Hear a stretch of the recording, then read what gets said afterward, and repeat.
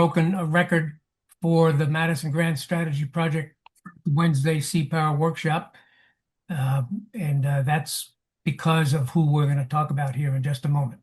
So let me start by sharing my screen, complimenting and elaborating on Brent Sadler's Naval Power in Action. Brent is with us this afternoon, and it features former Secretary of the Navy John Lehman, who needs no introduction, but he's going to get one. As you know, we have a number of standing workshop goals. Advance current discussions and debates regarding sea power and maritime strategy. Bring fresh voices into the dialogue. This is incumbent upon you, ladies and gentlemen, to bring your friends along, and more to the point, your colleagues, but to generate new ideas, questions, and methods, building from selected relevant works. There's a flood of work now, some of it older and some of it brand new. If the Washington Post can call for a larger Navy, I think we can help them. We want to attempt to influence policy and strategy processes, and we want tangible outcomes. In addition to urging you to write on naval topics, we hope that you will listen critically, tell us what you think, and then tell others as well. That's really important to spread the word. Our objective is to expand the circle of thinking. And in that regard, our short-term objective is to encourage your feedback. And on this particular workshop in particular, the program for today is fairly straightforward. First, we're going through this brief review of ground rules and so on. I will divert into a few things that are on my mind, if you don't mind. Then we will introduce Secretary Lehman, and then he'll give us a few remarks. Then we'll get into the initial workshop executive committee discussion. Chris Cervello, Ted Voorhees, and special collaborator Bill Hamlet will join. Steve Wills couldn't make it today. Then we'll have the general questions and answers, and then we'll break away and as usual, with our informal follow-on session as desired. Let me get to now. We're recording this session. We plan to edit the video recording for continuity. The video will be posted to the Proceedings YouTube channel. And please bear with us. This really is a work in progress. We welcome your technical and programmatic suggestions, but please not tonight. Wait until tomorrow. The discussion is focused on ideas from Secretary Lehman's remarks and from his, of course, body of work. We're going to talk a little bit about the way we did things, but the reason is because, in my view, the way we did things still applies in many ways. For better and sometimes for worse, this is, after all, the Navy way. And it's especially pertinent, in this case for the better, when in the presence of John Lehman and his three pillars. Pillar number one was the Navy had a strategy. It was a Navy that was forward, global, ready, visible, regenerative, and sustainable, operating in peace, crisis, and war with a demonstrated plan for victory. The second pillar was that the strategy forced the issue of the Navy's buildup, 600 ships, 3 MEFs, and so on. This was expensive. But the third pillar was that this was understood and acknowledged, but that the Navy was saving money and producing affordability in 2 ways. The first way was by sweeping away unnecessary, retarding, expensive regulations, the famous 21 board feet of regulations, and through double buys, best management and buildup practices. The second way to save money, though, is really, really foundational and important, and it's because deterrence is pennies on the dollar cheaper than warfare. My second point is that we and the nation constitutionally are tasked to maintain a Navy. In order to do that, we're simply going to have to take back planning, take it back from OSD, from the Joint Staff, and from Congress. They all have their responsibilities, that's true, but let them change the best Navy advice that they get from the Navy if they wish, and they will do so at their peril. My third point this afternoon is that Navy deterrence is a real thing. Deterrence works. Deterrence is a choice. Deterrence is a conscious effort. It's a war-fighting posture. And frankly, and fundamentally, it's a whole lot better than sliding into war. Now, in addition to its own deterrence posture, the Navy knits together the rest of the U.S. deterrence package: military, diplomatic, economic, political, psychological, and so on. Number 4, we need to be stressing, along with everything else in all the changes to the character of war now underway, heavy, regenerative Navy Marine Corps firepower. I ask whoever's not in favor of this to please stand up.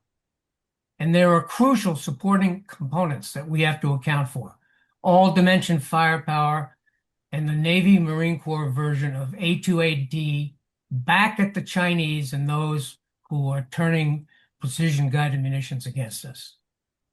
We have to recognize robust planning in a naval, oceanic, peacetime crisis war context, including economic security, which was flagged in the new Title X.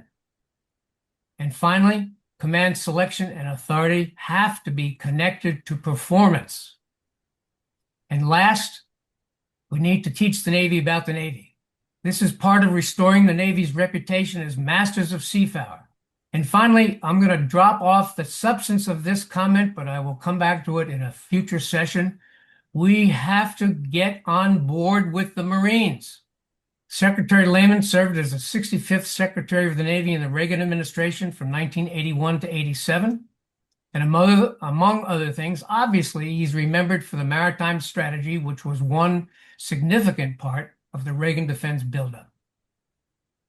While currently some insist to a fault that they be given their own chance to construct a strategy, my conclusion is that the entire affair, what was accomplished and not least how it was done, is pretty much perfectly applicable to today.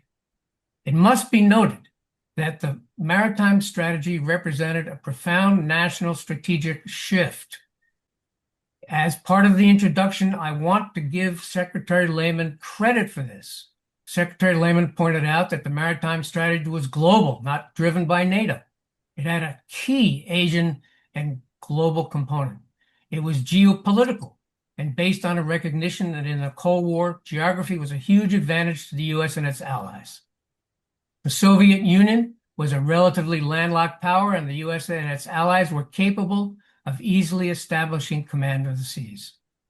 It was a three-part, three-dimensional national strategy: to maintain nuclear parity with the Soviets, to recognize that the Warsaw Pact had clear superiority in land forces. President Reagan believed that the West could win the Cold War without armed conflict, and that it was time to move from containment and détente to a forward strategy, that if the East attacked NATO, they would be defeated. And John Lehman brought to the party that an offensive U.S. Navy strategy could not only protect the sea lanes, but could surround the Soviet power, sink the Soviet fleet, and use the seas to blockade, mine, and strike deep into the Soviet homeland.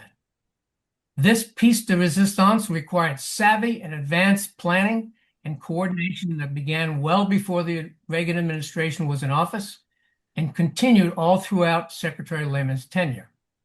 In the event, it never occurred to John Lehman as secretary that strategy was none of his business, despite what most admirals thought. In fact, he said at the time, it had to be his business. Ladies and gentlemen, this is good advice for us all.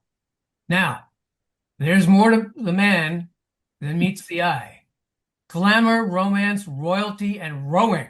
You've all seen pictures of John Lehman climbing in or out of A6s. You would be surprised the number of airplanes, including those funny helicopter things, that he was qualified in. And getting to SecNav, the long-range road through important government postings, establishing credibility early, impressing important mentors along the way, this was an important part of his story. As Secretary of the Navy, he returned the favor, asked Peter Schwartz what it was like to be a Lehman protege, and then consider Peter's own broad strategy and mentoring swath. John Lehman's post-Navy success is no surprise. He's a very successful businessman. With that, I want to turn it back to Secretary Lehman. Over to you, sir, for your remarks. Oh, Paul, wait, I'm willing to cede the rest of my time to you if you don't change the subject. You scared me a little bit when you said I need no introduction because I had a very tough experience when I was working for Henry Kissinger. I had to introduce him to a very large crowd out in Chicago, and I made the mistake of saying, "And here is Henry Kissinger, who needs no introduction." And afterwards, he took me aside and he said, "Lehman," he always called me Lehman, "don't you ever do that again. Don't you realize that those of us who need no introduction are the ones who crave it the most?" I really appreciate being invited to this group because I think you guys don't realize how influential you really are. I mean, I see all the time references to uh, uh, things that many of you and each of you have said at one gathering or another. So I'm really pleased to be with you, and certainly want to encourage you all to keep punching because you often don't realize the credibility that you all have from what you have done in your career. So keep at it. I was asked to follow the kind of rough outlines of my forward to Brent's book, a great book, and I hope you all have a chance to read it because he brings a lot of interesting perspectives and insights to it. So I'll just get right to it because I think many of you know kind of my hot buttons, and but I'll just follow the outline of the Brent's book. Really, first, go to sea often and close to the enemy or the adversary, the potential adversaries. And this is one of the reasons, in the 50s and 60s and into the 70s, we didn't go up to the tough places to operate because they were very unpleasant. When you're up in the northern Norwegian Sea and near Svalbard and so forth, sailors got to climb up the masts and knock sheer ice off all the antennas, and the aviators have to land on. It's easy to find a carrier because they're often covered with snow, but landing on snow is a little different than a dry deck, particularly when you're in a confined space like the Norwegian fjords, and ship has to make some rather sharp turns, and all the jets on deck start sliding in one direction. It's a tough place to operate, but one of the important things is to prove to China and other potential adversaries that we can go where they are most vulnerable, and that was part of the heart of the maritime strategy. That here they were with only one warm water port and surrounded by the seven seas, and we were the masters of the seas, and NATO had forgotten that, and they had many real vulnerabilities that could be taken advantage of by a powerful navy. And the NATO navies included all the great seamen of the world, and if we made them understand that if they attacked NATO on the Central Front, that we were going to come get them where they were vulnerable. We weren't just going to try to fight a battle of attrition on the North German plain. We were going to kick their ass where they really were vulnerable, and um, it often upset some people, even in the Reagan administration, that we kept talking about that, and we talk saying very clearly, if they are, we're going to put the Russian fleet on the bottom and things like that, which were horrifying to some people in Congress and elsewhere. But it was important to get across to the Soviets that we were serious and that Reagan was serious. This wasn't just political posturing, and that we could do it. And we had a lot of internal discussion in the Navy about showing them more of the goodies that we had. Obviously, there were many of the people in all parts of the Navy that didn't want to show them some of the stuff we could do. But there's always a certain tension between deterring and war fighting. I mean, we did in fact hold back and didn't use in the fleet, and particularly in the aviation side, some pretty neat tricks that we had that we would save for actual war fighting, but we revealed much more than we kept secret, and that was because we had to let them know how good we were. And we would in the Med, especially in the Norwegian Sea,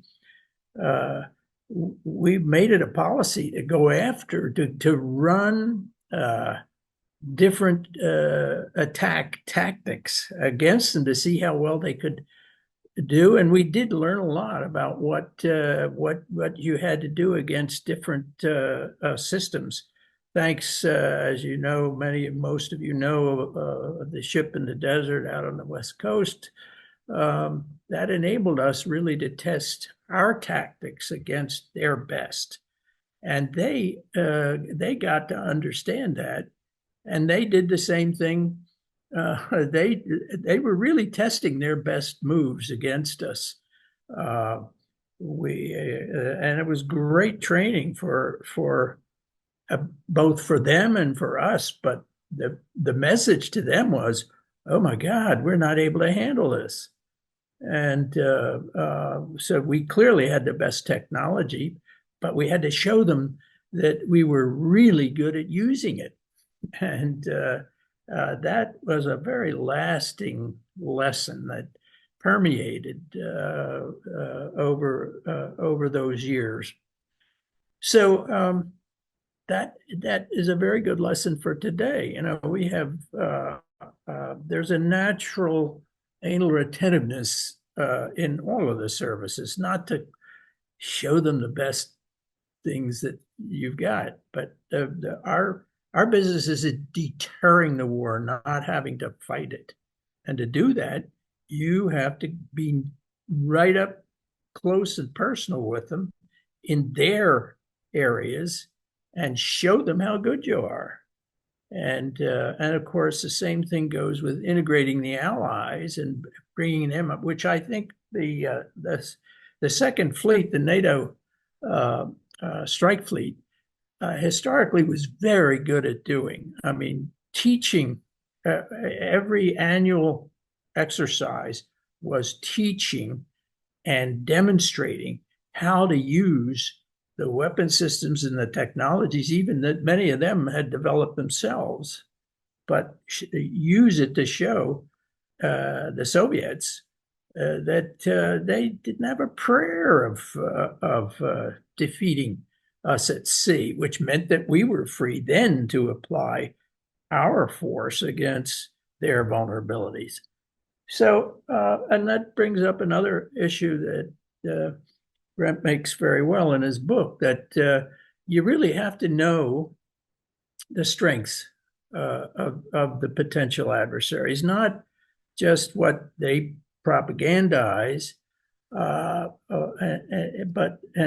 it's not sufficient enough really to read the best intelligence gouge. You got to be with them and at them, and and then you really get a feel for them. And you all know that the Soviet sailors were good. It was they were very professional. I mean, they didn't have the strength, as we know, of the kinds of chiefs and the way authority is delegated and handled in the fleet, but they were good, and they taught us a lot of what how we had to change some of the tactics we had because they knew how to counter them, and so we have to, as Brent put it, we got to be careful not to mirror image, make us just sort of copy the new stuff that they come in. It has to be integrated in our own thinking, in our own doctrine and tactics. Another point he makes, I think, very well is let's stop trying to reorganize, and because organization charts don't win wars, and we've got to concentrate on the strengths we have of the institutions that have grown in the United States Navy for 250 years, 250 years.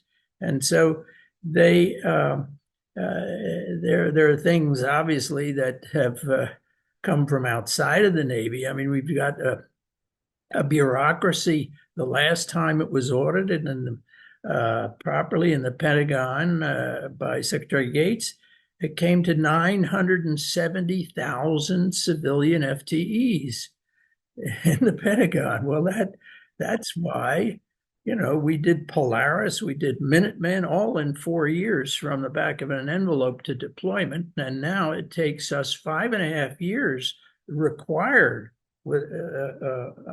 to just to get an agreed program requirement, and an average now of 26 years to get an IOC from the time the program becomes a program of record. So, I mean, we're dying of paralysis of bureaucracy, but that's another, that could take us through midnight tonight if we got into that. So we won't talk anymore about that. But we've got there are obviously things to do, which common sense tells you, hey, we don't have a way to integrate like they did in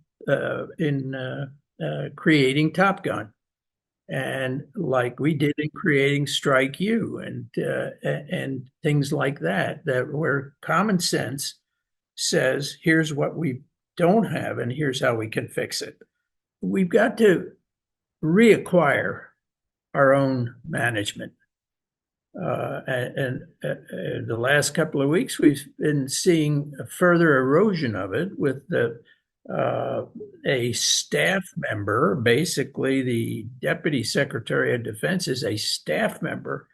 He is an executive when the Secretary is out of the country, but he is a deputy at the same level as the Secretary of the Navy. And he can't take away the Title 10 responsibility the Secretary of the Navy has. And now, thanks to John McCain, the CNO's back in the line and acquisition, and say from now on, Navy programs of record are going to report to him, a staffer outside the Navy Department. Well, the Navy can't put up with that. The Navy has to assert the fact that Title 10 gives the Secretary of the Navy and the CNO authority and responsibility. It's him who's going to have to go up and testify to the overall Navy program.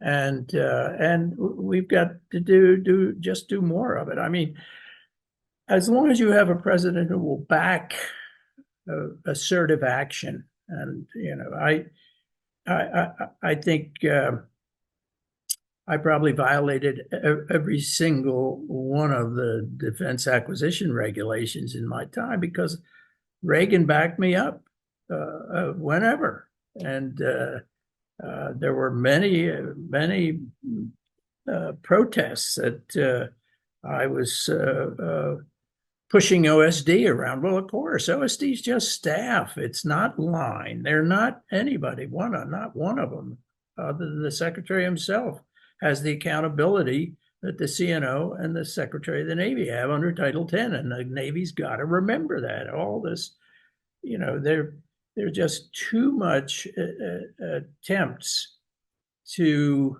win favor by singing the joint song. And of course, it goes deeper than that because a lot of the big plums in the Defense Department are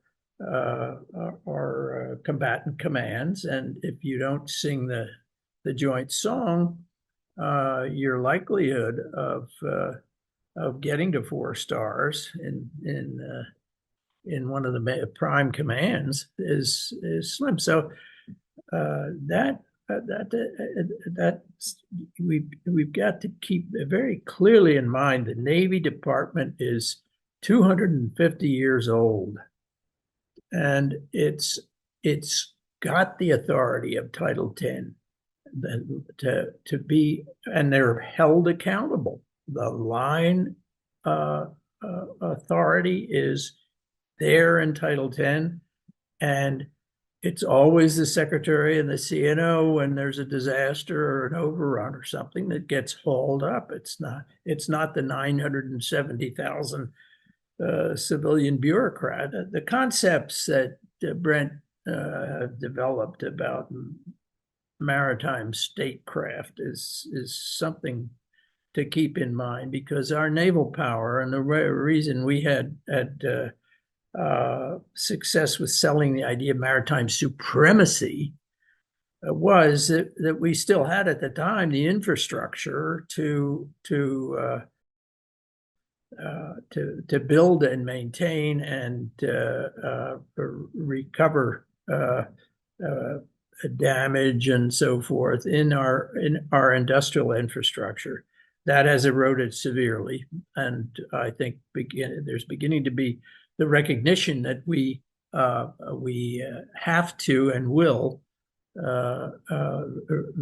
reestablish that. And I think what you see in Philadelphia and other places where some real capital is being invested and reestablishing the ability to build and repair ships at an affordable cost is a promising sign, but it's only the beginning. And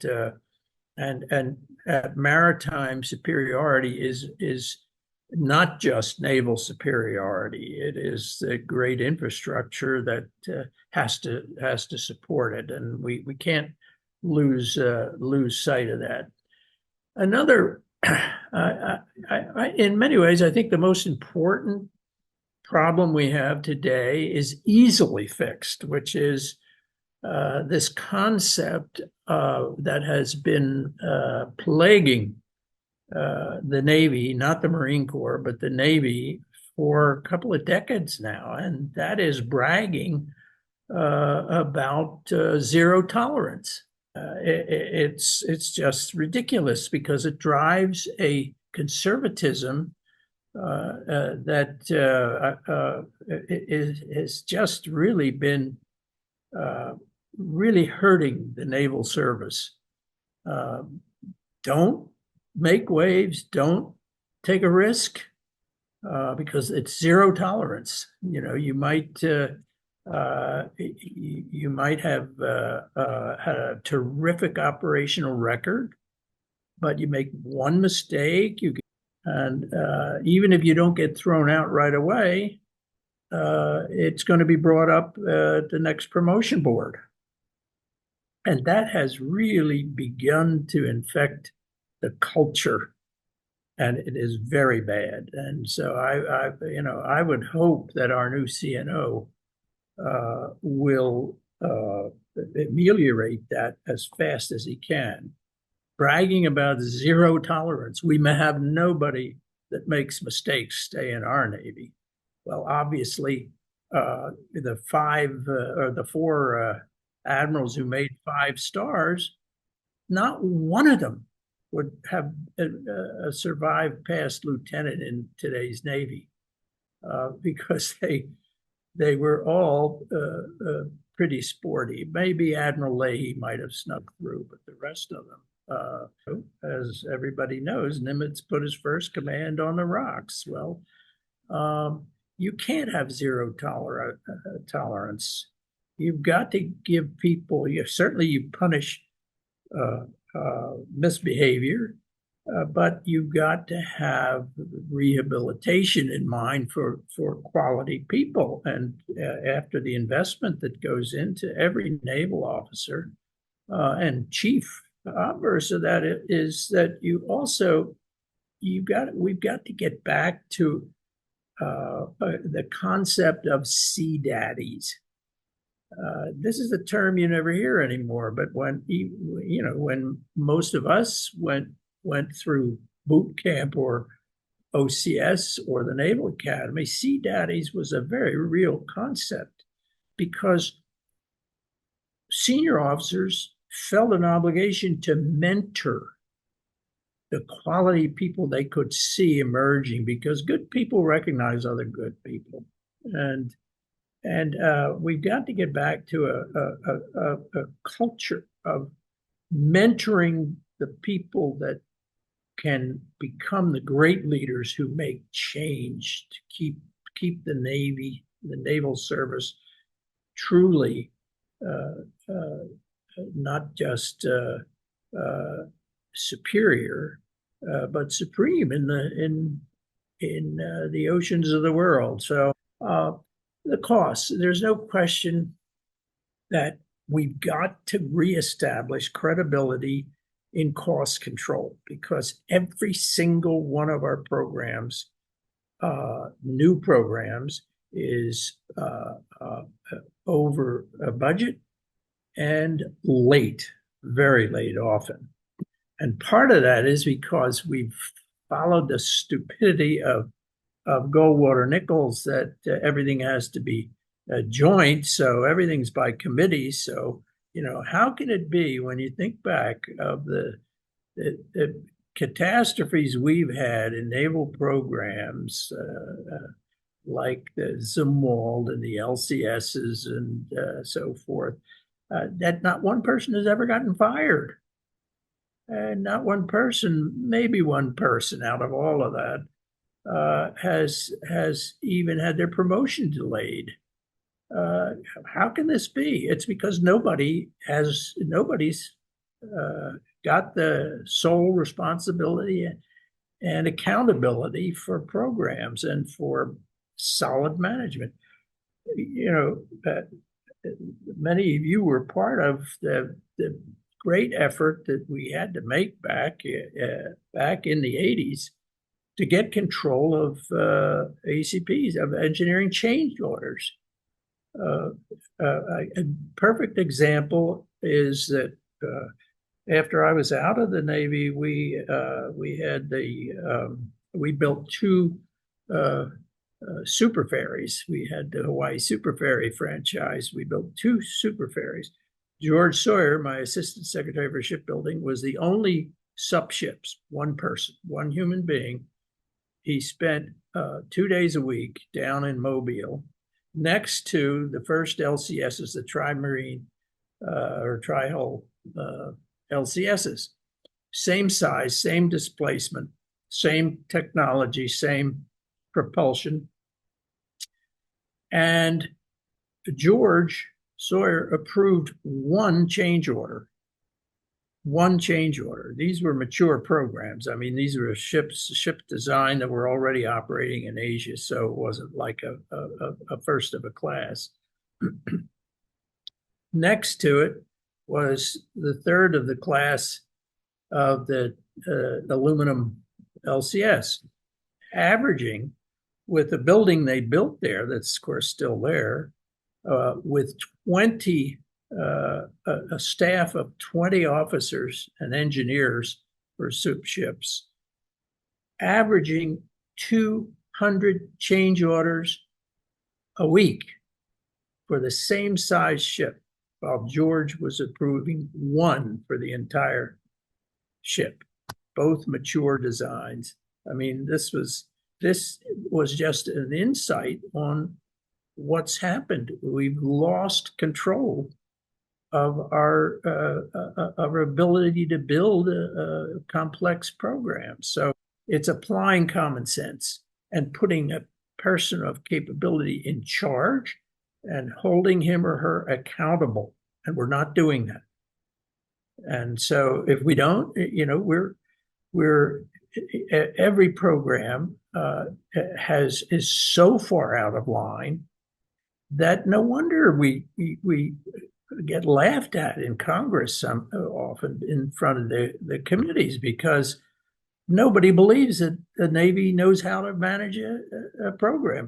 The Navy returned $8 billion in underruns during the Reagan years. $8 billion of underruns. We only had one program that overran, and that was the MCM program, which was a wooden ship, which we didn't know how to build.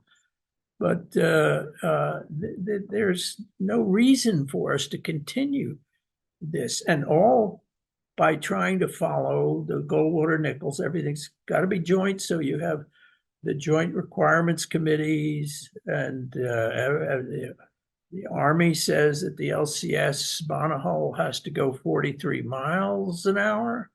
So they turn the whole ship over to a combining gearbox so it can't carry anything else.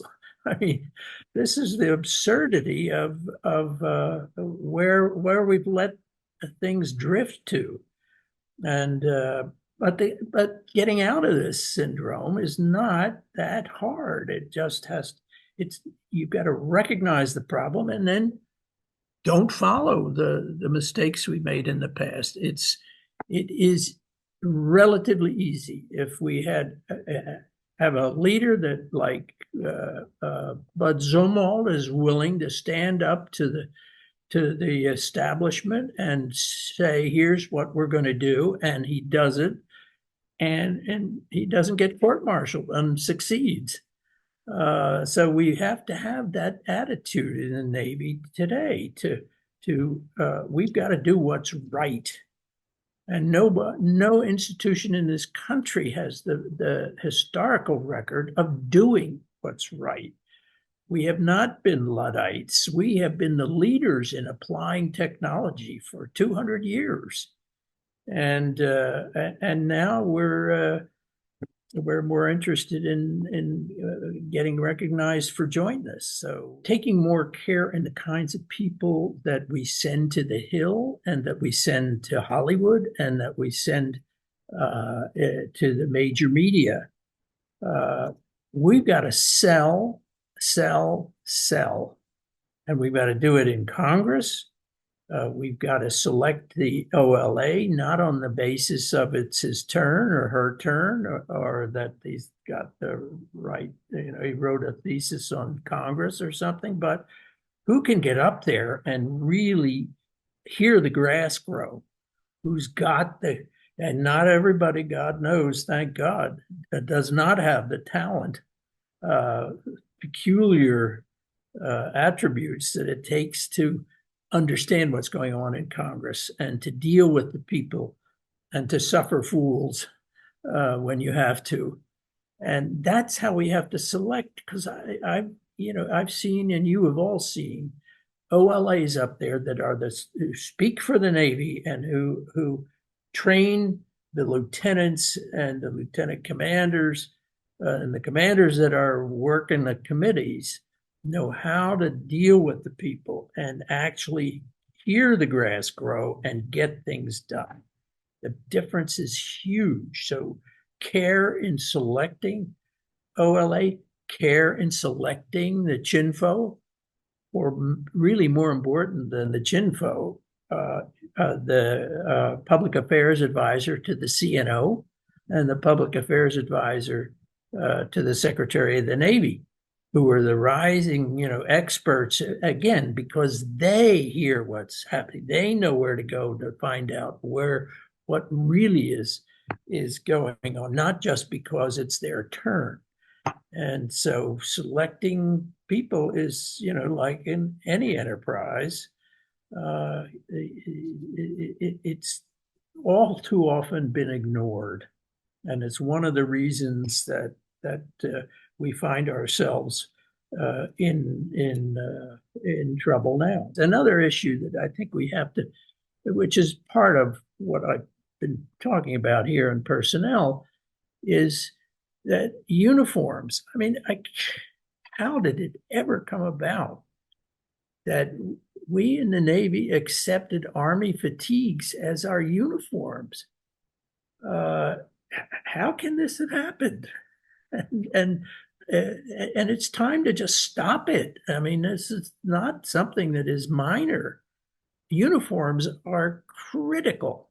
You know, you've all read Gibbon's Decline and Fall, and one of the things he clearly articulates very well about one of the reasons for the corrupting and disintegration of Rome is that they allowed the legions and legionnaires, and particularly the cavalry, the elite of the elite, to be, as Gibbon put it, to be degraded from an elite calling, the Roman legions, to a mere trade.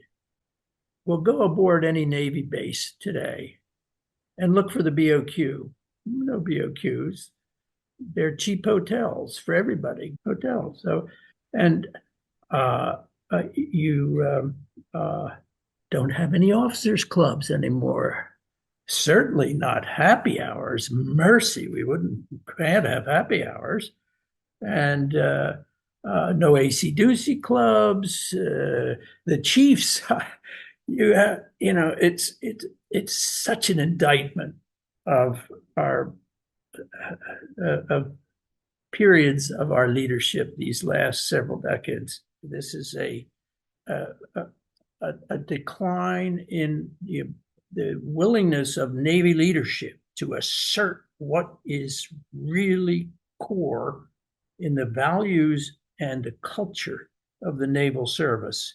Because I'm in Europe a lot, and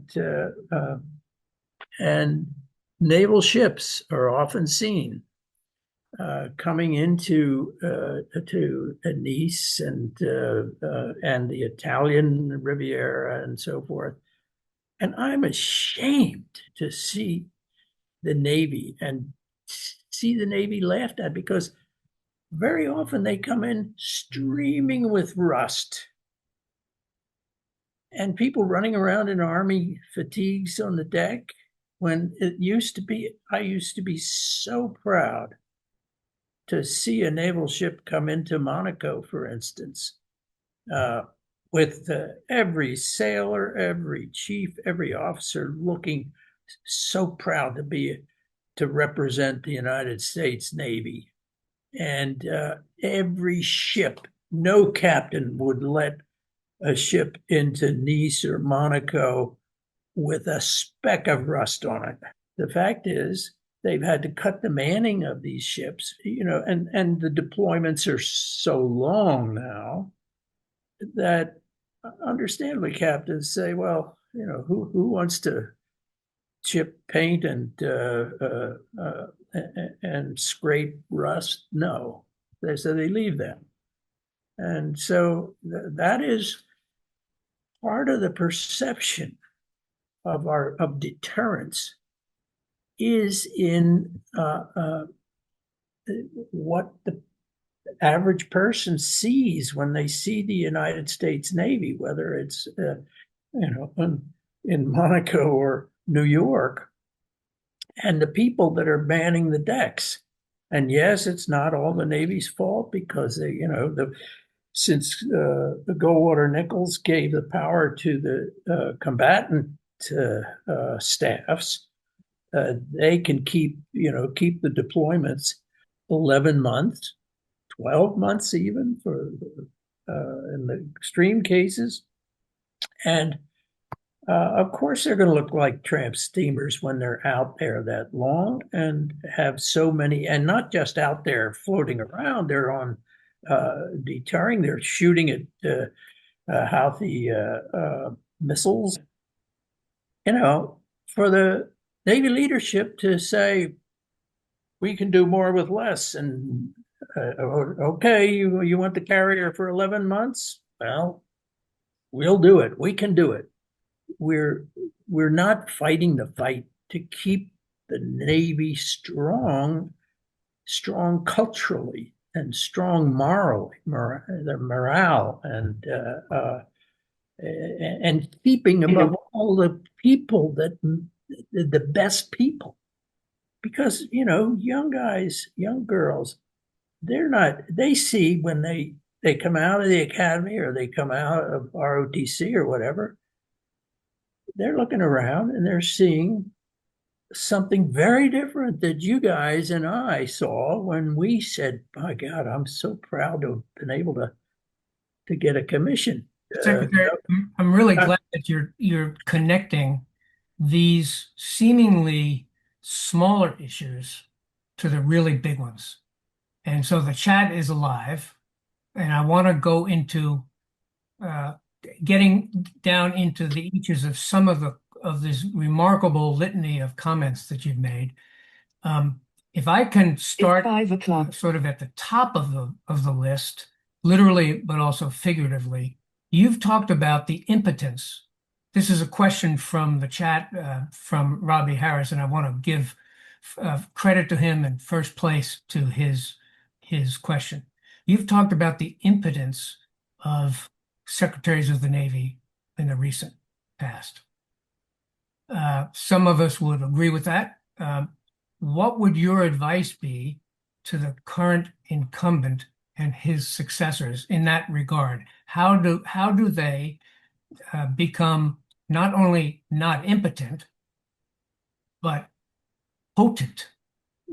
Yeah, I think that the first thing is they have to be assertive. They have to speak out. They have to be strong in when they go to Congress. I never cleared my speeches in Congress or my testimony with OSD.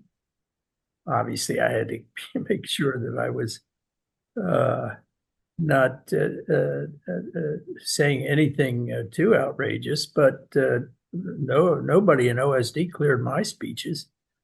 And even though they wanted to, and I had to go down time after time because there was something like 32 deputy assistants and so forth that had Cap Weinberger's signature stamp, and I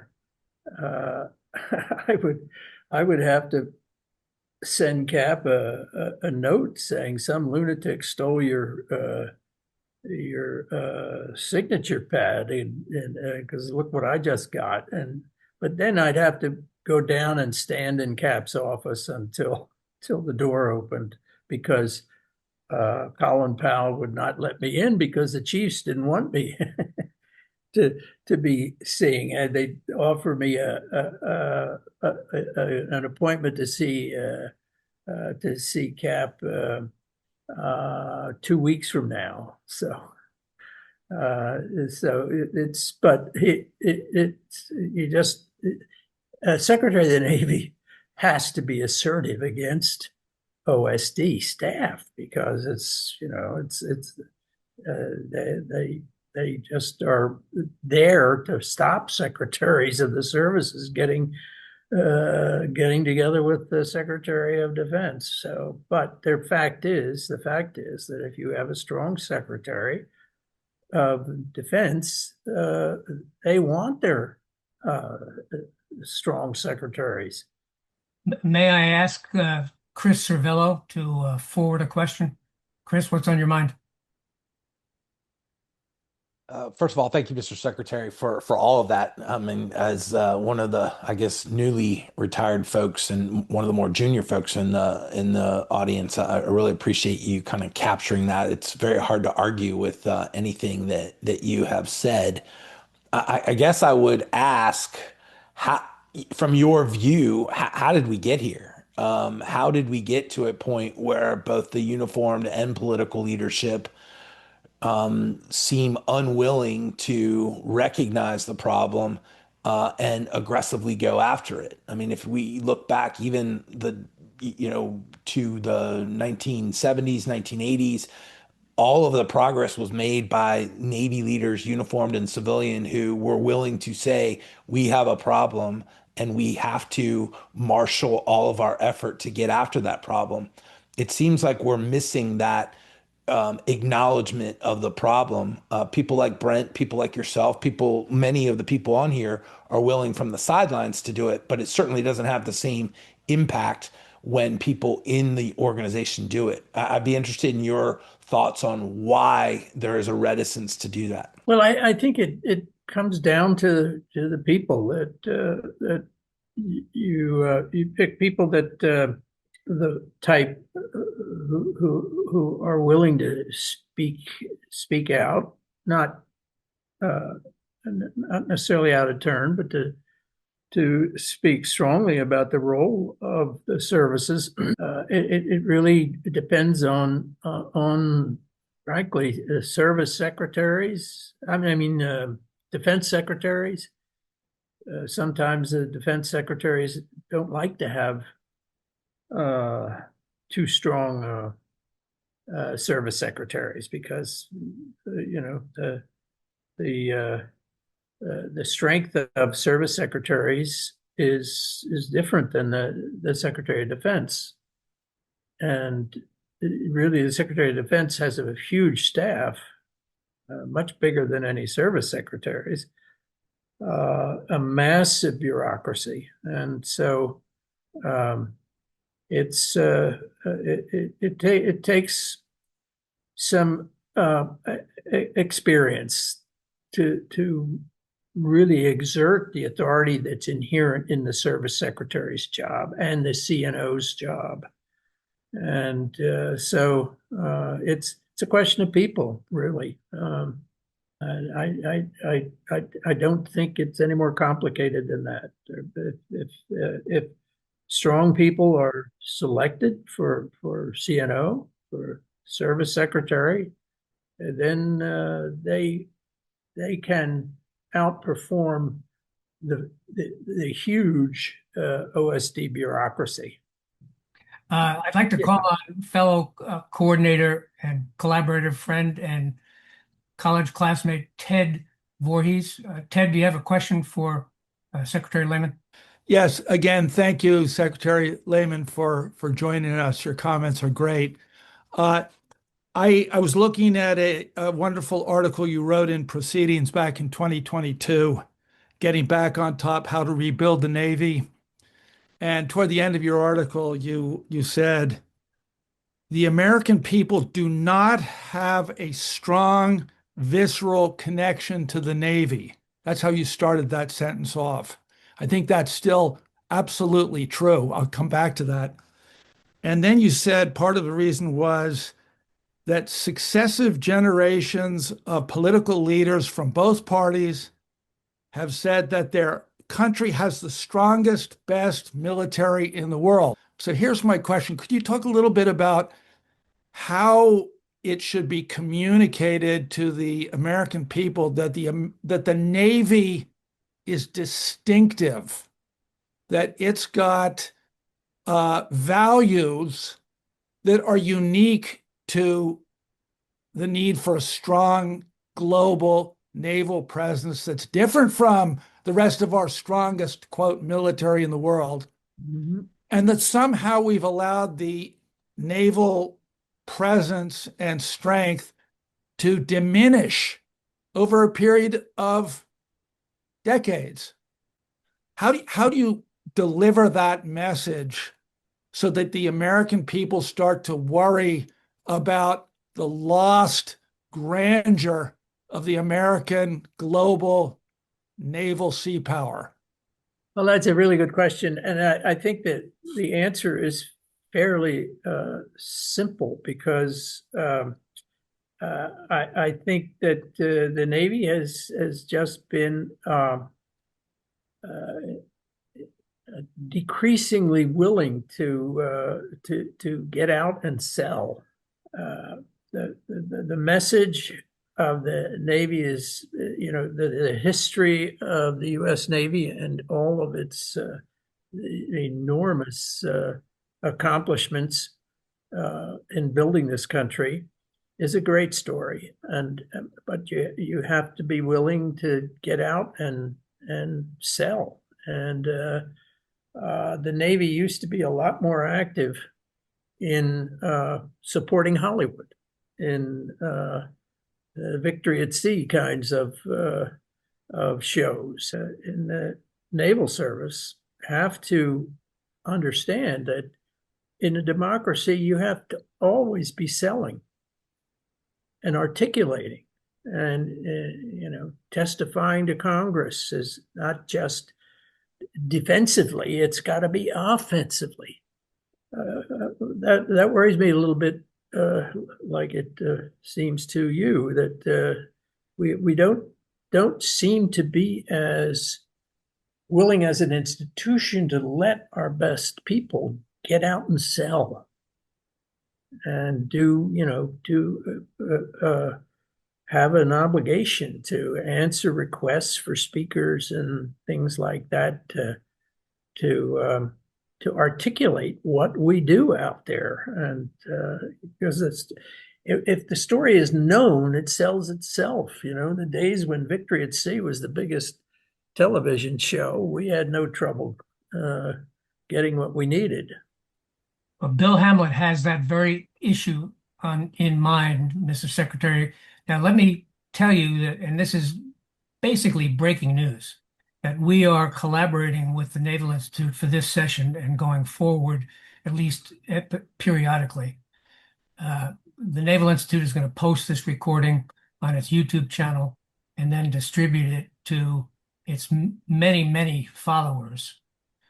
So Bill has a lot to say, and one thing he wants to talk about is public affairs, Navy public affairs going on the offense. I won't just limit him to that, but Bill, over to you. Thanks, Paul. Yes, Mr. Secretary, I just put something in the comments. From my perspective, and here as the editor-in-chief of Proceedings in my last 9 years, I see a difference in the way that the Coast Guard public affairs and the Navy public affairs operate. The Coast Guard tends to be better at getting its message out of what they're doing around the world on a regular basis and telling that story. It's a much smaller service, probably needs to tell that story more. Whereas my sense is from working with Navy public affairs officers, often trying to get their seniors, their principals to write for us, that there's a very defensive, I don't want my flag officer boss to get in trouble or say something that he or she shouldn't say. And so it tends to be a defensive sort of orientation. That's just my perspective on it. And I think to your point, the Navy's got to get its story out, and it has to tell its story not just in terms of combat capability and power, but also its connection with the global economy. Because the American economy is a great economy because it's connected to the global economy, and it's connected via sea power, via the sea lines of communication. And I don't think most Americans ever even think about the fact that stuff comes and goes, that they produce to overseas customers and that they buy from overseas producers via the sea lines of communication, and getting that story out to people so that they understand, my economy is good because we have safe and free seas, and that will only continue as long as those sea lines of communication are open and free and not threatened by the PLA Navy or the Russian Navy or whoever wants to, the Houthis, for example.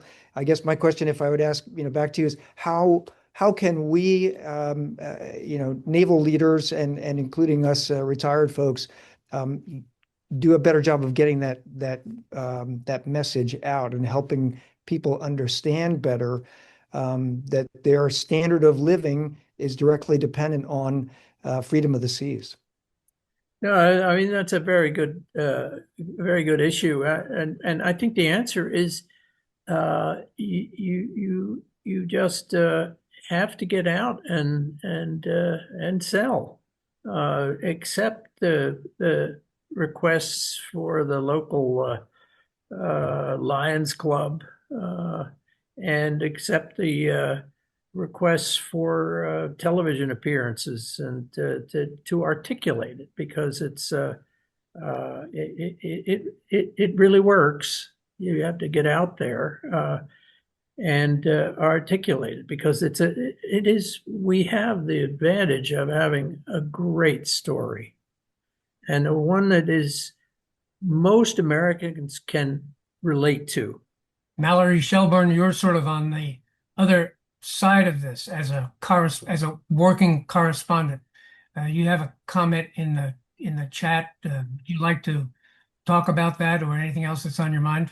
Sure. Thank you so much, Mr. Secretary. By the way, I think we at one point were neighbors. I grew up in New Hope, Pennsylvania. So, yeah, I think Bucks County just had enough of that. But no, I commented in the chat that I think the environment in the Pentagon has changed quite a bit, especially in the past 6 months. And I think there's a real fear among officers of speaking out of turn and running afoul of OSD. And I think it's a much more profound fear than it probably was the last few administrations. And I'm just wondering, as we talk about all of these issues that the Navy faces, how you think officers and the service in general can address those real issues. Well, I that's a really good question, because I think that first and foremost, they shouldn't hesitate to speak out with at home, and in their church and in their Boy Scout troop, and because let's face it, naval persons are better educated on naval issues and national security issues, and they have the credibility. The Navy, every naval institution has a public affairs staff that can help people to not get into too complicated, but to get out there and explain what the Navy's doing. Thank you, and thank you, Mr. Secretary. Good to see you again. I would say a little bit on the communicating with America, that Mike Mullen did have a Conversation with America program, which I thought was a smart move. But I also, because I lived 20 years in New York City, thought that Wall Street didn't really appreciate how much of their wealth depended on what the Navy did, and they didn't go to bat sufficiently for the Navy to do that. And I still think that's a shortcoming. Their assumption is it's all their own work, when indeed it's because of a global economy. But I wanted to ask a question. The 80s to today, some things are the same, but some things are different. I mean, we've got AI, autonomy, much better stealth, much better precision. Missiles and drones are playing a much bigger role. So does that lead you to feel that the solution to 2025 to 2030 is a different solution than the one that you did very masterfully in the 80s? Well, it's important that all of the people that we get out to talk are at least relatively current in what the hot buttons of the day are, rather than just reverting to the classic Navy approach. I think there's a general, everywhere I go to speak, there's a general real warmth to the naval service, and a receptivity to it, and so I think that the Navy ought to be more active to help those willing, like yourself, to go out and talk, because people want to hear from authoritative figures. So answering the call and speaking is, I think, incumbent on really on people that understand it. Thank you, sir. Barney Rubel, over to you, but short. I made a comment, but the what I'm doing now is teaching a course on the sea and its role in the national security, an 8-session course at what's called the Osher Lifelong Learning Institute at the University of Illinois. I've got about 30 folks, which are mostly retired faculty from the University of Illinois, but I'm taking them chapter and verse through how the sea, through the history of the United States, has contributed to our, or has factored into our security. There are these Osher institutes, I think, at a lot of colleges. I mean, I winter over in Arizona, so I'm going to teach a course also at Arizona State this coming winter. Guys like us, retired naval officers with plenty of education, can find and sign up and teach courses. So it's not just a one-off lecture somewhere. You can go into depth with people, and the people are older that attend these courses, but they're the ones that vote. So I recommend looking up Osher Lifelong Learning Institute, finding one somewhere, and offer a course. Good. That's a good idea. Ted Voorhees, can you make it in just a couple minutes? Yeah, very, very quickly. Mr.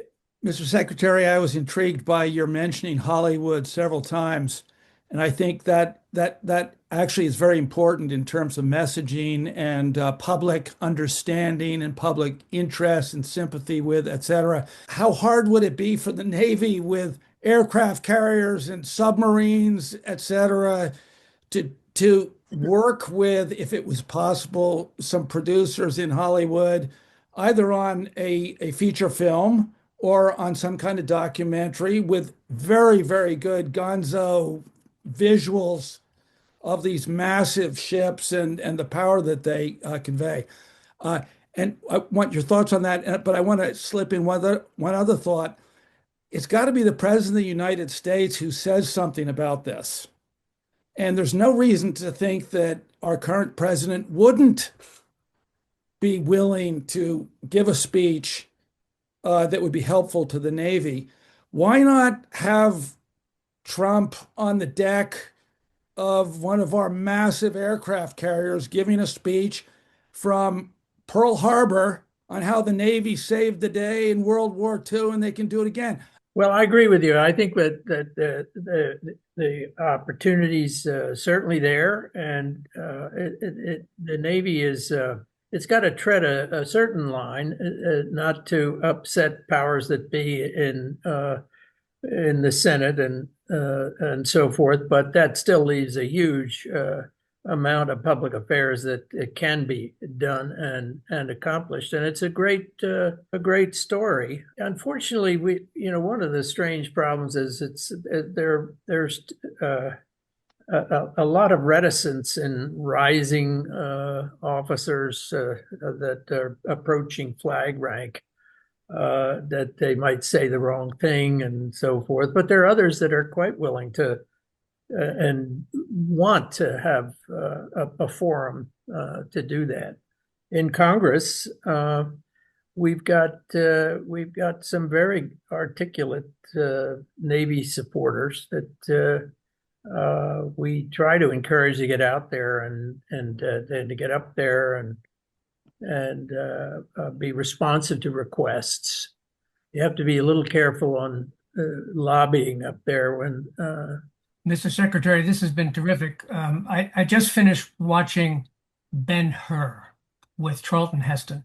The reason I'm saying that is because there's an intermission in Ben-Hur. So what we're going to do now is we're going to take a minute or two to close the formal session. And then we're going to continue in an informal session where we've got people lined up at the passageway to ask questions and make comments. So if you can stay, that would be terrific. So now closing thoughts. We have obviously upcoming first Wednesday monthly meetings. We're interested in your views about how best to proceed, both in terms of format, agenda, organization, and so on, and issues. Please tell us what you think and give us suggestions. And we'd like to hear about how you feel about the on-the-record and recorded sessions. That's different for us, and it'll be different for you too. Our next session will be on October 1st, and we'll be joined by the inimitable Rick Fisher. If you don't know him, Rick is the kind of person who is into technical details and speaks truth to power. Rick is going to, at my request, is going to report on Chinese military developments, including what's been revealed in yesterday's military parade in Beijing, celebrating China's so-called victory in World War II. We've asked Rick to take the opportunity to tell us what we don't know about Chinese military developments and to connect those things in ways we have never considered. Rick is very, very good at this. This is Rick's standard approach, so tune in next time. As you know, if you've been in one of these sessions before, we really want to get things into print in proceedings, comment and discussion, and other fora. Your contributions to proceedings and other outlets remains a key objective of ours. You can submit a comment, 300 to 500 words, or a whole article, 2,500 words. I've known people who have talked Bill Hamblin into 3,000, but I'm not saying any names. You'd have to send things to proceedings by the last day of the month, and the submission email address is here. And if you would, because we're interested in this and propelling it forward, if you send us courtesy copies, that would be great. Please consider submitting. And now to reiterate, on this issue, the Naval Institute's only one path forward to broaden and deepen American sea power dialogue. Now, please remember, number one, we're trying to expand the circle of interested and capable observers regarding American sea power. It would be very helpful if you would please help us to do so by suggesting additions to our invitation list. Please remember, number two, read, listen, think, speak, write. This is straight out of the Naval Institute's long heritage. Your thoughtful participation is what counts. Help us spread the word. Please put your shoulder to the wheel and write for publication in proceedings for SIMSEC and elsewhere. Please remember number three, what we're doing here needs help. We need you to help us to make the case for a strong global Navy as the basis for national Department of Defense and Navy planning. The Navy isn't everything, but American sea power and sea control are vital and central to everything else. Without a strong and foundational Navy rationale, plans will go awry. And number four, this is all about you. This means that we and the Navy have to be thoughtful, broadly and widely informed, articulate, and prolific in the nation's service. And if you've ever gotten an email from me, you know that's how it ends. I've asked a few really articulate and incredibly patient colleagues to hold their fire until after that break, Mr. Secretary. So with your permission, I'm going to start with Norman Friedman, who knows more about this stuff than anybody else. First of all, thank you. And thank you, Dr. Lehman. And thank you for the opportunity to work with you many years ago. The thing I would want to emphasize is not very good news, which is that the problem of economics, not the problem of paying for the Navy or figuring out how to cut the costs, but the problem of explaining to people in the United States how much their lives depend on what's overseas. That's an act of imagination that's very difficult to get across, but very important. And if you want to know how bad things can get, spend your time in England, where for years, naval officers told me that they had to deal with what they called sea blindness on the part of their government. And what sea blindness actually meant was the idea that somehow, as an island, the UK could be disconnected from the rest of the world. We have to manage to convince people who live in the middle of the United States or who live in Wall Street that their lives depend on this overseas stuff. And if you really want to be depressed, the current administration, with its emphasis on what amounts to isolationism, isn't being very helpful. It has to learn that lesson. And so do its friends on Wall Street, which seem to be the most important players. Their lives depend on overseas events, but I think they rarely understand that. Nor are you seeing British newspapers friendly to defense even understanding what it's about. I'm thinking of comments about their two new carriers and how they're just for strutting around. No, they're not. They're for doing important things. My other illustration would be Australia, which is an island, but apparently has a defense establishment obsessed with land-based aviation than with the Army. I would point out two things that occurred to me while he was speaking. Number one, this was the signal service of Alfred Thayer Mahan, who made it clear to men in the street and men in power how important the sea was and how much we depended upon it. But Mahan also went a little bit further. He said, this can be a noose around our enemy's neck. Brent Sadler is probably could be the most patient man in show business. After all, we've been talking about him, not behind his back, but we've been talking about him the whole time. So, and he had his hand up. So Brent, go ahead, please. Yeah, thanks, Paul. I wanted to take the chance before I had to leave to say thank you again to you for putting this together. It's a huge honor because I see a lot of familiar faces and very senior folks who were mentors to me and who I owe a debt of gratitude. So that's all first. And then, of course, most importantly to everyone that is here is to Secretary John Lehman, who as a kid was legendary in the Sadler household. So to have him write the foreword for my second book, and if I were to tell my father that this was happening, he'd be extremely jealous. So I do want to say thank you for your time, thank you for your confidence, and most importantly, for your foreword, because it was very, very insightful and very deeply appreciated. So that's the first thing. When it gets down to the matter, I spent some time today, and I don't want to spend too much time pontificating, but the work that everyone's doing is critically important. And one of the things that I saw that makes it very clear to me that it's not a theory or hypothesis in my mind that the Chinese are on the cusp of moving to a much more aggressive stance was their failed attempt to ram the Philippine patrol boat. That had all the hallmarks that they were willing to use lethal force. And they're still testing and trying to refine their planning. And so every bit that we can get public attention, seriousness about maritime strength, getting Congress to take seriously legislation and resourcing, and holding our leaders to account to not only say nice words, but to actually make sure that the sailors at the deck plate are getting the resources they need to be effective at sea. I mean, it's very real. I was just in Australia. Our allies do see it. That are there. That includes the South Koreans and the Japanese and the Filipinos. Most importantly, they see it. Thanks again. I'm continuing to try to do my part in the fight, and I do welcome at any time where I get it wrong. Send me your constructive criticisms, and again, I'm really honored by all of this. Good to hear from you, Brent. And just remember, we care as much about your next book as your most recent book. Seth Cropsey, if you can hold on for just 1 second. Dov Zakheim is in Europe, someplace. He'll tell us here in a moment, and it's very late there, so I want to let Dov ask his question. Go ahead, Dov. Well, thanks very much. I'm in London right now. It was interesting to hear what Norman had to say about the British. And it's always great to hear my friend John Lehman. We go back a little while.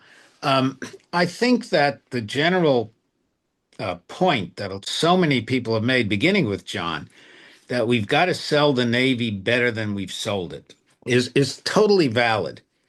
But the challenge is, unless we can get out from under our acquisition problems, we're not going to have much of a Navy to sell. Just when I got into this business, the Navy was about 520 ships. And of course, when I was in DOD the first time, I worked with John. He knows this. And I was there when the president himself said, I support a 600 ship, 15 carrier Navy. Right now, Mr. Trump hasn't said that. God willing, he will. But it's going to be hard to get it anyway, unless we fix our acquisition problems. And to me, the key to fixing those problems, there have been some really nice directives coming out of the third deck the last couple of weeks. But the key is to have officers that take risks. What John demonstrated in his remarks was how often he was willing to stick his neck out and take risks. If you don't take risks, you stagnate. And I think that's one of the key areas that we just have to focus on. On top of everything that everybody has said, we have to come up with officers, senior officers that reward their junior officers, not crazy risks, but calculated risks. It's the only way we're going to be able to demonstrate that we have a Navy that's growing and strong. And then I think we'll have a product to sell. Mr. Secretary, it seems to me, first of all, what a pleasure to hear Dove, from his great experience, make those remarks. But it seems to me that this business about risk, among everything else that's been said, is really important. And Jim Patton has dropped off, but Jim Patton went through the risk exercise with Admiral Hayward. Better men than I are going to have to wring that out of out of Jim. There's some sensitivities about it, which I understand. But this whole notion of how do you calculate it in the first place? What's risk? What's a real risk? What's an imagined risk? Are we taking counsel of our fears, or no, there really is risk? And so, Paul, can you hear me? oh, there you are. Hey, I've got a wonderful little dog here. It took my attention for a minute. But I just wanted to, aside from the risk issue, which we should probably do another hour about, but I just wanted to add a sentimental footnote to all of this.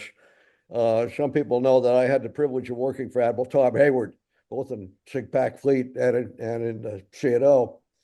And we sort of knew that there was a Secretary of the Navy, Secretary Claytor, Secretary Waldo, but that was it. When Secretary Lehman came aboard, Tom Hayward went down the hall, had a meeting with him, came back in about half an hour and said, "That son of a bitch is as passionate about the Navy as I am." He said, "This is going to be a challenge, Jim, but it's going to be a thrilling ride." Thank you for reminding us, Mr. Secretary. Appreciate it. Mr. Secretary, I want to call on one last person and hold you for that, because Seth Cropsey, known to us all, has joined us from his COVID sickbed. And he's burning with a question, and I know he's listening, and let's see if he can unmute himself. Key to John's ability to sell the 600 ship fleet based on 15 carriers and 3 MEFs and so on and so forth was his ability to explain what it was for. And that was the question that was asked constantly. It was certainly asked of me. Why? Why do you need that? And that's the context of the purpose of the question that I have for John, which is things have changed, as you've noticed, somewhat since the Reagan administration. The Houthis have been mentioned in this discussion. The Russians have been mentioned. The Iranians haven't. But the meeting that just ended in Shanghai was sort of a collection of evil geniuses, or evil in any case, North Koreans, Iranians, Russians, Chinese. Is the maritime strategy of the Reagan administration as applicable today as it was then? Would we do the same thing, or if it's to be modified, what would it look like? I hope everybody has 2 or 3 hours for my answer, but it's very different. It was a very during the Soviet period, they called the shots in their empire. Now there's no equivalent. There are many more disturbers of the peace, but they're not under the tight or tighter control that the Soviets had when in their heyday. And so it's a much more complex problem, in that you have, I think, many more disturbers of the peace, and even within the somewhat loosened former Soviet empire, there's not the clear discipline that there used to be.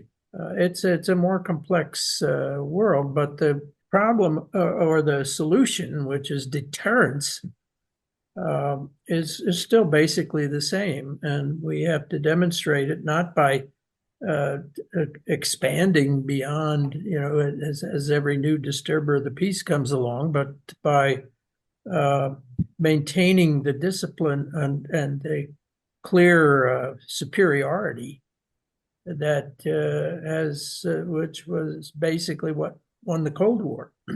And it's more complicated today. So there's no one simple answer. I mean, clearly with the Soviet Union at its height, it was a fairly unifying strategy of deterrence.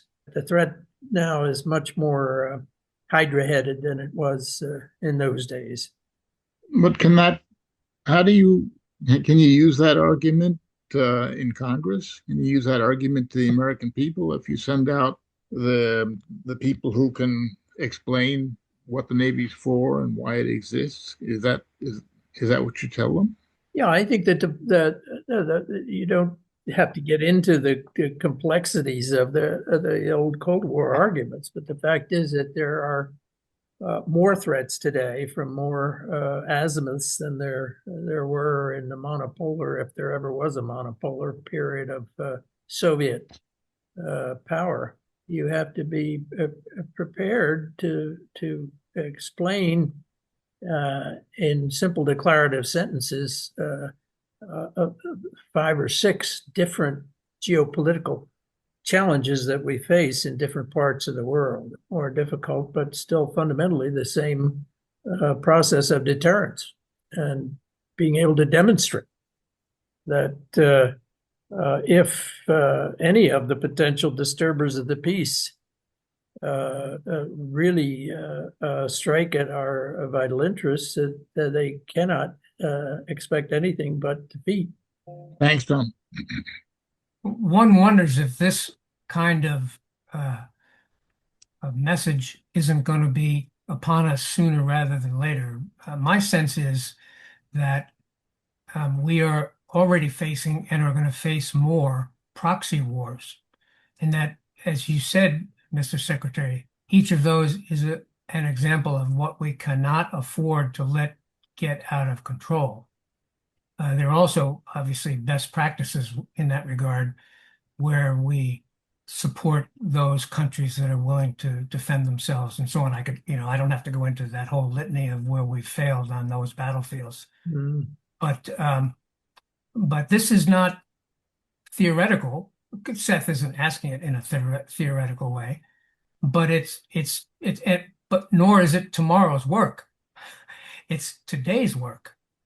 And what strikes me as particularly interesting about this session has been the amount of time and the views we've had with regard to sort of public affairs, telling the Navy's story, from sort of prosaic things like running rust to uniforms to the force's pride in itself and so on, which then, of course, proliferates to the public. I'm gratified with the progress we've made today. I would like to thank you very much, Mr. Secretary, both for your past efforts and successes, but also for what you're doing currently. There's a tremendous amount to be done, and it's good to know for me, and I think I speak for my colleagues, for the rest of us, that you are engaged, and we want to see more. We need to see more. Thank you very much, sir. Well, thank you, and I just can't compliment you enough on the way you've kept the dialogue going, and please keep it up. This is a community effort, as they say, and my sense is that the whole, when it comes together, is greater than the sum of its parts, and so you'd better pick the parts carefully. Mhm. And so far, we have so many volunteers whose credibility speaks for itself, and it's great. It's just great. My sense is, others have heard me say this, that we're potentially on the cusp of a breakout in terms of national defense, but certainly in terms of the Navy, and that the Navy has to be ready for that with a plan, because they may have all the time in the world to think, as General Marshall said right now, but soon, and no, not enough money, but soon they're going to have a lot more money and no time to think, and so they better have a plan ready. Thank you very much, sir. It's great to see you, and you've been very generous with your time. Well, thanks. It's a great experience with this group that you gather every time. It's very satisfying. I learn every time.